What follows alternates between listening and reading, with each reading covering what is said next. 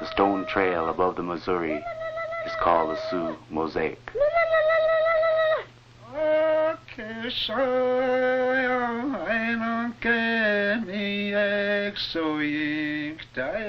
Once upon a time, a Sioux returned from a hunt, bringing with him a second wife.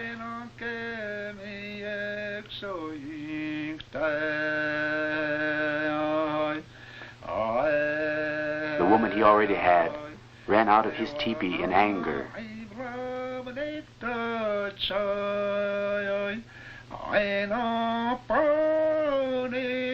Long she walked, many suns, many sleeps.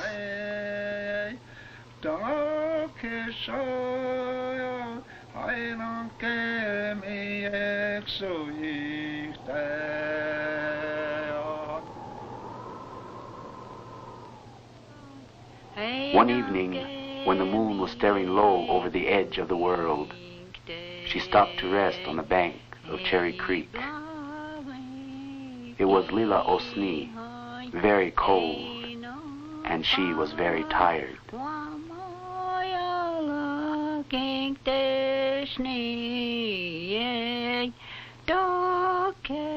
She thought she would surely pass into the spirit world, but the snow blanketed her as she lay down to sleep.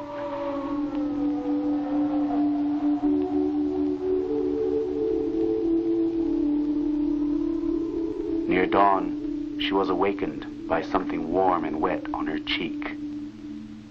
As she opened her eyes, a wolf dog was gently licking her face.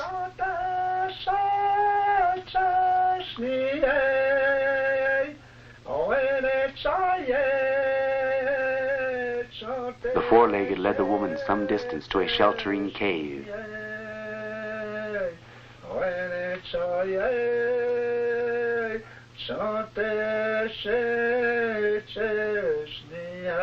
They learned to talk together.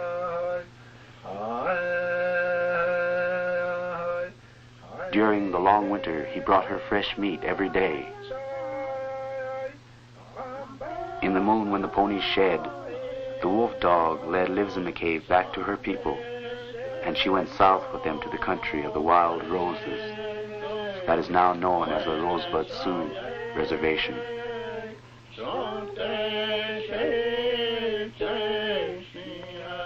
True as the tongues of our ancestors is the brave tale of the fool soldiers. The old chief of the Sioux near the trading post that was called Fort Pierre was wise.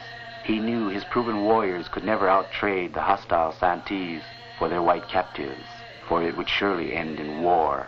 Thus it was the young braves of the Fool Soldiers Band set forth. Strong hearts like Martin Charger, their leader, kills game and comes back.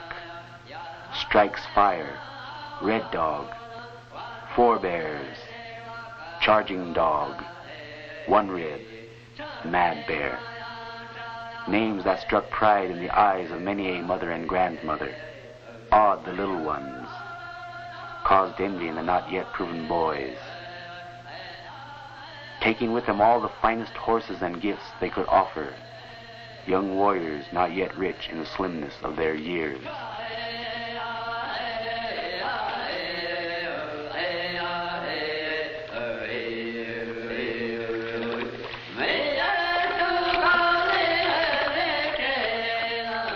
Perhaps it was Iktomi, the spider god of mischief, who caused the bad Santees to hold captive the Washichus, where they camped far away at the forks of the Grand and the Minishoshe. Hard was the Santee chief, not content till all the trade goods was given, even the last fine horse of Martin Charger.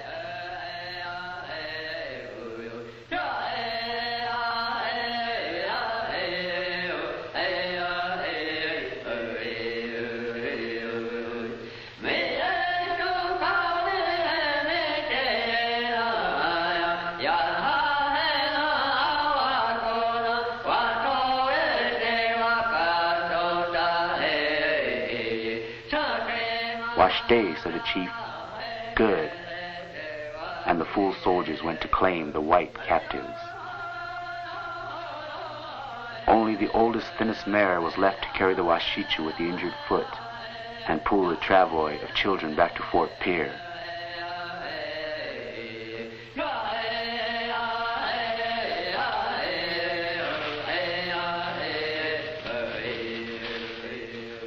Over the long back trail journeyed the fool soldiers, their moccasins whispering against the tall buffalo grass. But one, their leader, walked without moccasins.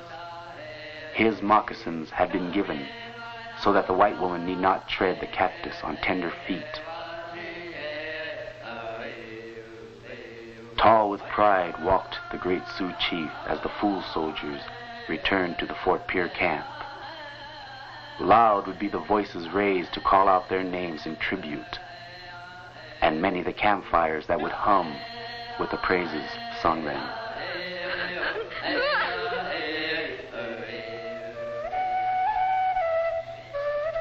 Many, many snows ago, before the pasque came to be the state flower of South Dakota, it was the flower the Sioux loved most. The pasque flowers were the first sign the long sleep of winter was over, as they put out the lavender blankets from their golden throats. It was a happy sight, because soon spring would come, and the young ones would play. Long ago, when the spirits walked the earth, one of them was telling how he helped the winged creatures and the four-leggeds, who are brothers and sisters of the Sioux. I have made feathers for the birds to keep them warm, and to flee their enemies, and to dance before their mates, the spirit said.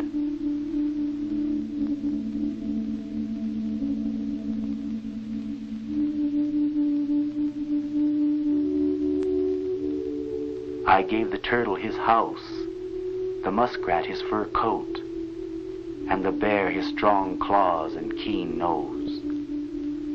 To the elk I have given antlers. To the bobcat I have given the color of the trees. I have given great strength to the mountain lion. I know of none I have not helped. Just then a mother deer looked up. You have given me to run like the wind, she said, but how are the little ones to be saved from the sharp teeth of the coyote? I will help you, the spirit said, and he took his brush and paints and colored the fawn with spots of sunlight, and ever since the fawn can hide safely in the leaves and shadows. In the bright days of summer, the flowers danced above the grass like a carpet of sparkling jewels. Great was their gift of pleasure to the runners who carried news from village to village.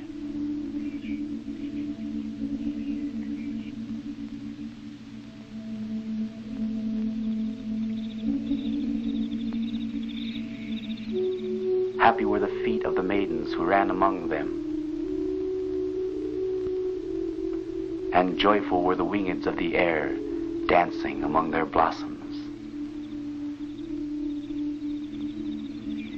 But some of the flowers bowed in sadness.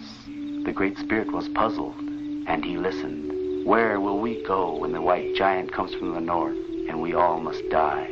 The flowers were saying. We too make the earth good to look upon. Should we not go to a happy hunting ground of our own? Wakantanka nodded his head, smiling. So now, after the rain clouds of summer, we may see the lovely flowers of last year arching across the heavens in a smiling rainbow. The legends of the Sioux are out of a past older than anyone knows. They are simple legends, born of the ways of people who have lived as brothers and sisters to all of nature's creatures. Their roots are one with the trees. They talk with the sun, the wind, and the rain, and they know the language of the birds and animals.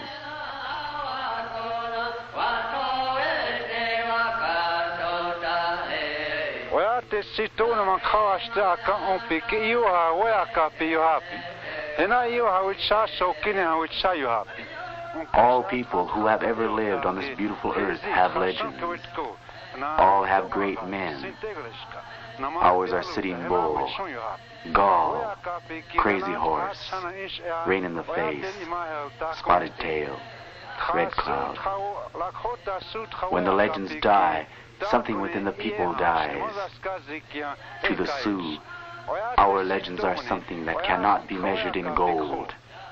No people's legends can. This is a great and beautiful country, and it will stay that way as long as people have stories to remind them to live for greatness and beauty.